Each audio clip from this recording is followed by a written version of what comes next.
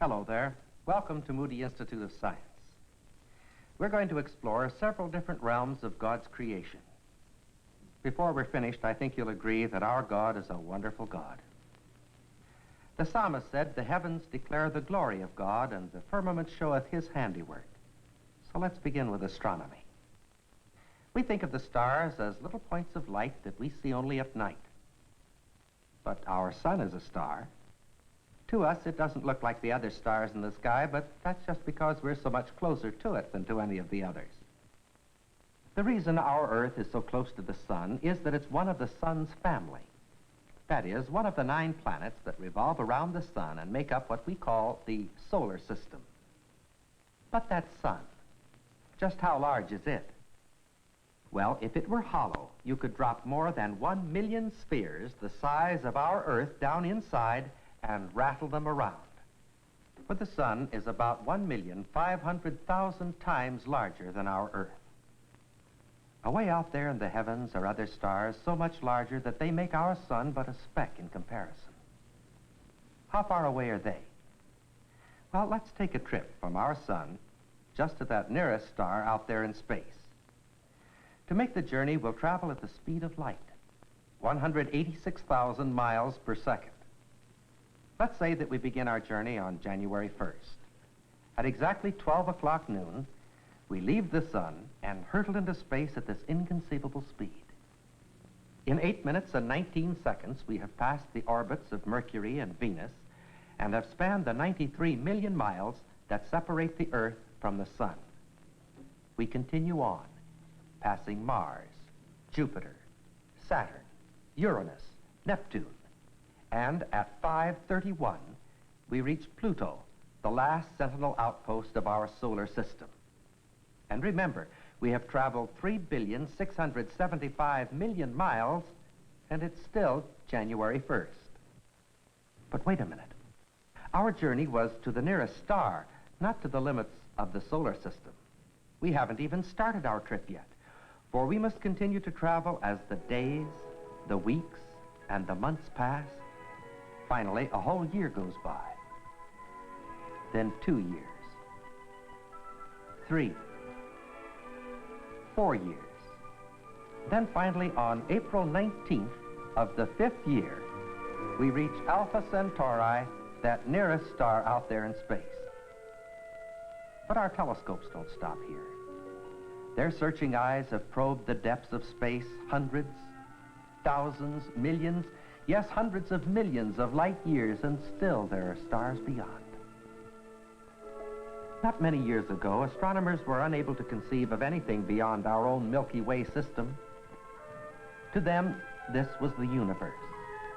Then a new discovery rocked the astronomical world to its foundations. For years, telescopes had revealed hazy objects called nebulae, distributed throughout all the heavens.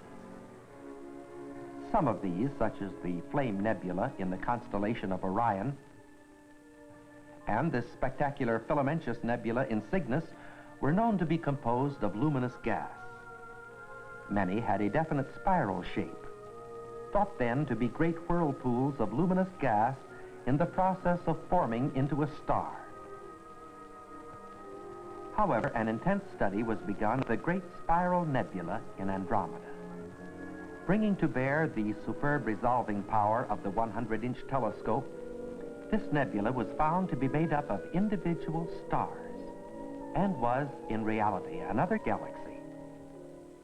It was this discovery that pushed back the boundaries of our knowledge and expanded enormously our concept of the material universe. This new knowledge enabled us to understand the structure of our own galaxy, and at last we had an explanation for the Milky Way. Our galactic system is very similar to the Andromeda galaxy. Seen from the edge, it would appear something like this. The Milky Way is merely our view of our own galaxy. But ours is just one galaxy.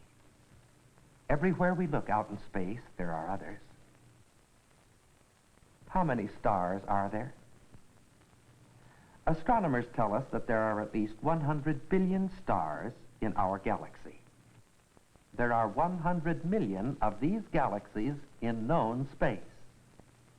And known space is just 1/1000th of theoretical space.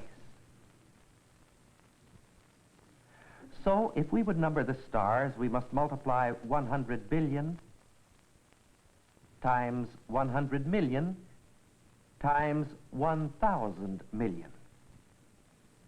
This equals 10 to the 28th power, or 10 octillion stars.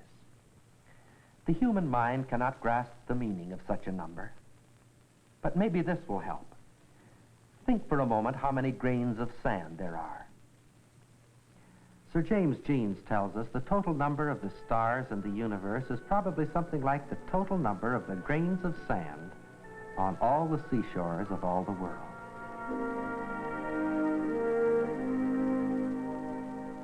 Do you feel pretty small? Well, I guess that's the natural reaction. After looking at the immensity of God's universe, man seems just too small and insignificant for God to care anything about. But there are other things to consider. For example, God says, "Consider the lilies of the field, how they grow. They toil not, neither do they spin. And yet I say unto you that even Solomon in all his glory was not arrayed like one of these."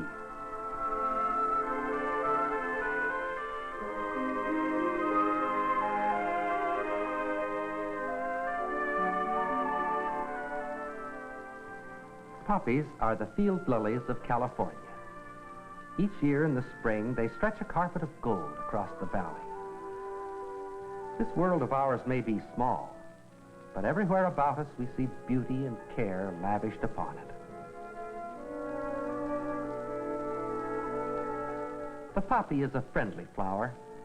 It seems at home beneath snow-capped mountains, in the farmer's fields, or along the highway. Remember our verse, "Consider the lilies of the field, how they grow"? Well, let's consider how they grow. We'll start the time compressor and squeeze 4 full days and nights into less than half a minute. On the morning of the first day, the poppies pop open, and late in the afternoon, they close. The next morning, they open again. At night, they close. You see, 2 full days have gone by. The third morning they open, and at night they close. Then the fourth morning they struggle open, wither, and die. There are many wonderful things happening about us each day that we miss simply because they happen too slowly for us to see.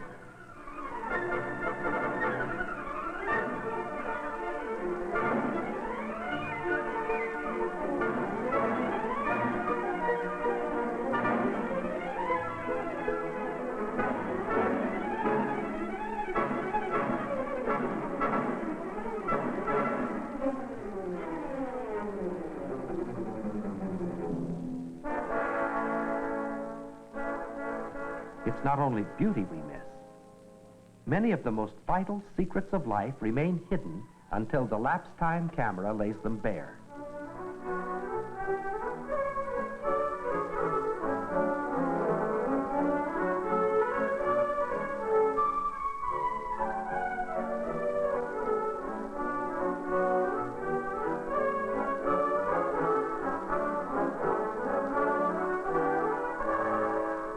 We might think it's the wind blowing the leaves of the daffodil back and forth, but these pictures were taken in the laboratory and there's no wind there.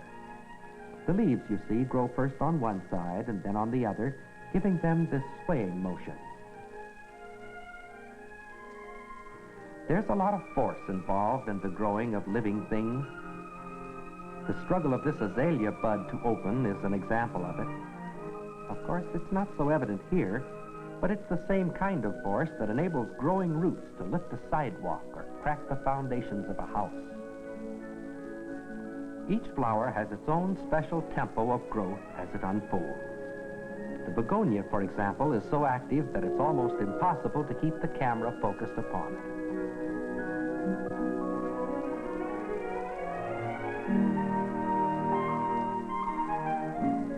The fuchsia is a favorite with gardeners everywhere. But how many of them realize that it grows like it had a bad case of hiccups?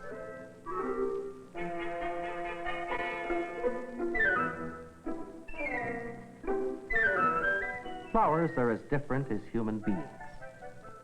The hibiscus seems to have quite a sense of the dramatic as it unfurls with a grand gesture in a riot of color.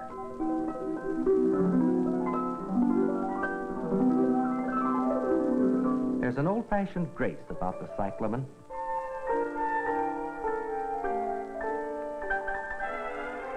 It seems to recall the courtly manner of yesterday as it opens with a curtsy. Plants don't grow all the time. They grow a while and then they rest.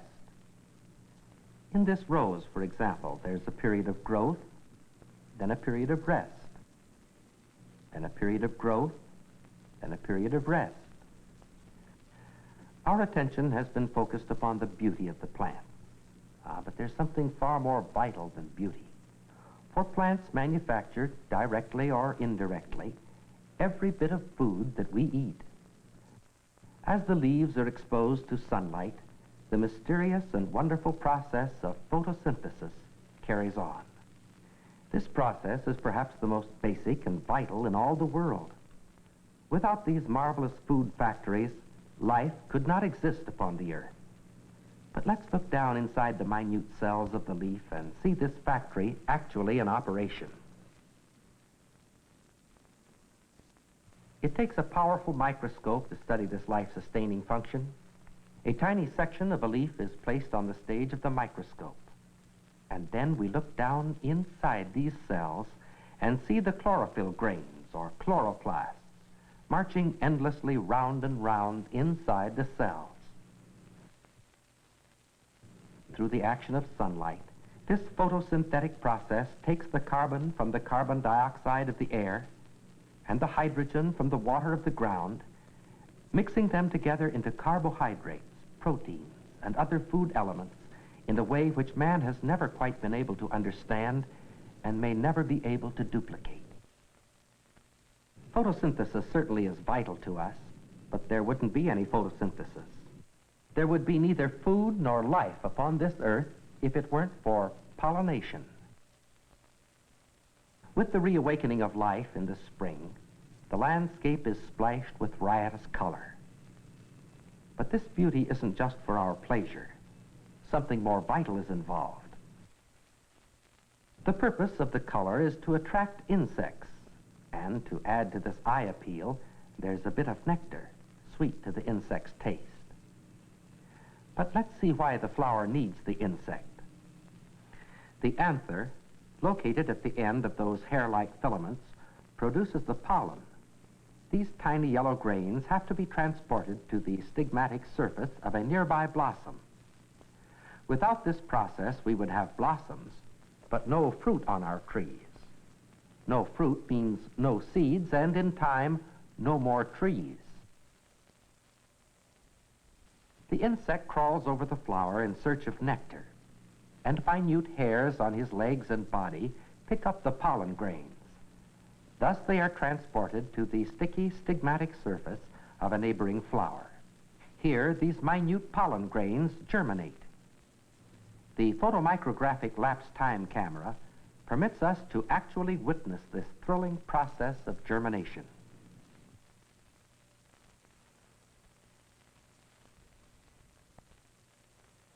Certain insects play an important part in this basic process. But I'm afraid most of us would be rather glad to get rid of the ones we find in our garden. We complain plenty about these pesky fellows with their seemingly endless appetites.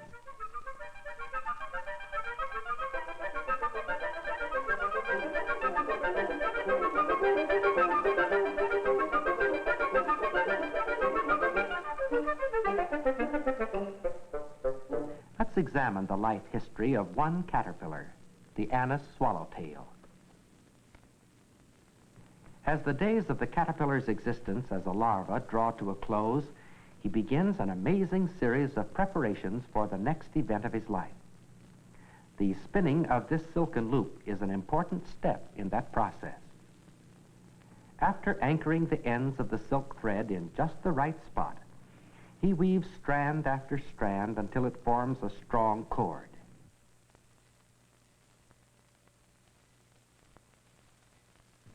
When it is finished, he performs a very neat bit of gymnastics and ducks his head through the loop.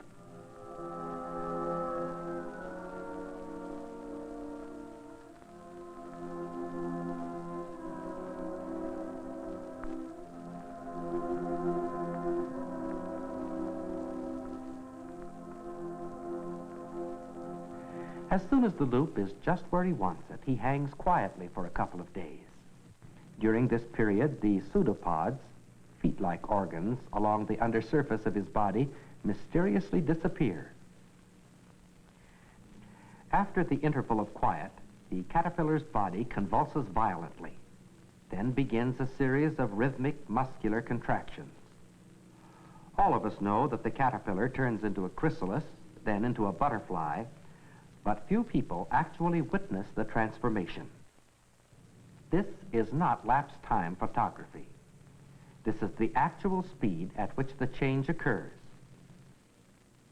During these few moments, he is shedding his skin, his feet, and all the external features of the caterpillar to emerge into a mysterious phase of life called the chrysalis.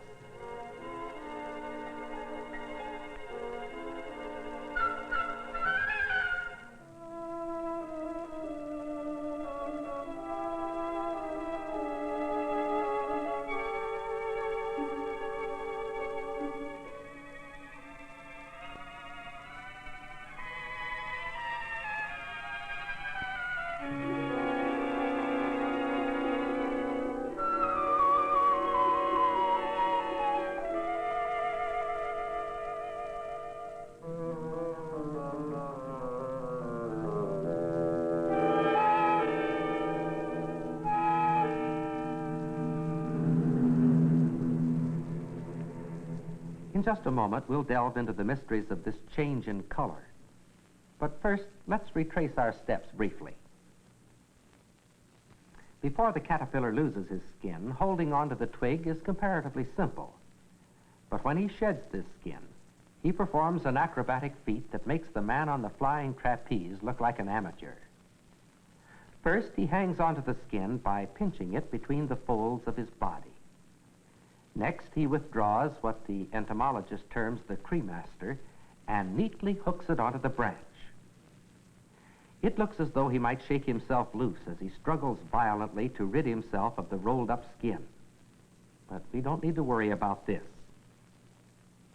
He has fastened himself in a way that will support more than 100 times his own weight. Key to this support is the cremaster, unique organ at the extreme lower tip of his body. It's actually no larger than the head of a pin, yet the microscope reveals it is covered with 140 tiny sharp hooks, just the equipment he needs. But the hooks are just half the story. Several days earlier, the caterpillar had the foresight to spin this strong, almost invisible web of silk on the branch. And it is this web that holds the hooks of the cremaster secure. Can you spot the chrysalis in this picture? Pretty well hidden, wasn't it? This blending of the colors into the background is no accident. It is deliberate camouflage. Caterpillars forming these chrysalids were all of the same type, the Anis swallowtail. Fed the same food, raised under identical conditions, there was just one difference. They were placed on different colored sticks just before entering the chrysalis stage. The emerging chrysalis does not immediately bear any resemblance to his environment. At first, it is greenish-white in color. Almost immediately, however, there is a striking change in color that agrees perfectly with the surroundings. This camouflage is the only protection the helpless insect has during the 2 weeks or so it hangs quietly, awaiting its day of liberation. When this day arrives, the insect jerks violently for a few moments, and then the chrysalis pops open, and from it emerges an adult insect, the butterfly. Of course, he still doesn't look much like a butterfly because his wings have not yet filled out. But this process won't take long. If you watch very closely, you'll see it actually take place. Tiny tubes within the wings are being filled, some with blood, some with air, and some with a liquid that will soon cement, giving rigidity and strength to the butterfly's wing.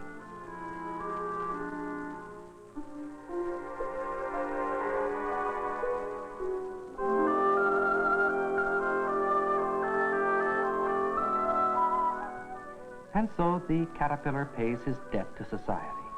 He was an awful nuisance in that garden. But as a butterfly, he not only adorns the world with his beauty, but performs the vital function of carrying pollen from flower to flower.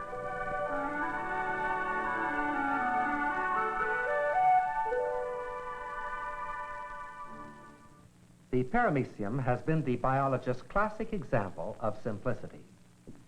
It is a tiny one-celled microorganism which careful study has revealed possesses a tremendous life potentiality. Some forms, under ideal conditions, reproduce every 3 hours. Fortunately for us, this process doesn't continue without interruption, and the didymium is one reason it doesn't. These little fellows eat paramecia. Though much smaller than their victims, they actually swallow them whole. Each didymium will eat at least 6 whole paramecia every day. But what would happen if the reproduction of one paramecium went on unhindered? If this process could continue for just 5 years, we would have enough paramecia to solidly pack all known space. For many years, we have been told that paramecia are so simple that they are all of one sex, and that they reproduce merely by dividing and becoming 2. But a new discovery has burst like an atomic bomb in the biological world. These tiny creatures that were supposed to be so simple have been found in some ways more complex even than man himself. These are paramecium bursaria. Their green color is the result of an amazing method of actually labeling the tiny organisms. Present within the paramecia is a microscopic form of algae, which varies from light to dark green in proportion to the amount of light allowed to accompany growth. Using a tiny glass tube called a micropipette, about the diameter of a human hair, paramecia of one sex are injected into a culture of a different sex.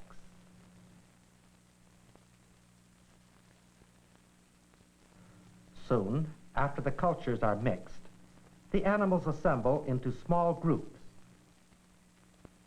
Others then join these groups until sometimes 50 or more are clumped together. After a time, however, these groups break up into pairs according to a definite and predictable pattern. In most forms of life, there are but 2 sexes. Paramecia, however, are multisexual. More than a score of different sexes are known among them. In the search for simplicity, the scientist has discovered an overwhelming complexity. Just a drop of water? No. A complex world just as full of wonders as the whirling galaxies of distant space. Well, these are strange and wonderful things, aren't they? What do they mean to you personally? This is an important question. Many times these days we hear the statement, it isn't what you know, it's who you know that counts. The statement is made cynically, of course, but there's a real sense in which it is very true. For the man who does not know God is living an empty life. A God who can create 100 billion universes and then hurl them into space and fill them with all the minute miracles of life is a wonderful God. What is your relationship to him? Is this wonderful God a total stranger? If so, then your life is empty and pointless, even though it be filled with all the knowledge and the wisdom of this world. Some people go through life with God as a constant companion, as a partner in every adventure. Have you wondered about the reality of this relationship? Well, the answer to that question is personal experience. And after all, isn't that the best answer? How can we enter into this relationship with God? By turning over a new leaf, deciding to do better? I doubt if your experience with this formula is any more successful than mine. We need a new life, not a new leaf. We're apt to think of God's work in creation as something connected only with the dim and distant past. But God's work as creator is not over. He stands ready today to perform for you his greatest creative miracle. Let me read you a verse from the Bible.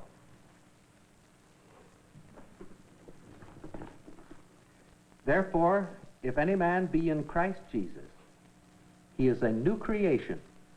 Old things are passed away, and behold, all things are become new. God offers to create in us a new life, a life of peace instead of turmoil, a life of victory instead of sin and defeat, and a life of eternal glory instead of eternal suffering. And he's great enough to do the job, if we'll only let him. The terms of this transaction between a human soul and the creator of the universe are not a matter of opinion, either yours or mine. They are clearly stated by God himself in the Bible, and it is enormously important that you and I know just what those terms are. May I make a suggestion? Get your Bible and read the 3rd chapter of John's Gospel. That's the Gospel of John, the 3rd chapter. It will take you just 3 minutes, and it could well be the most important 3 minutes in your whole life.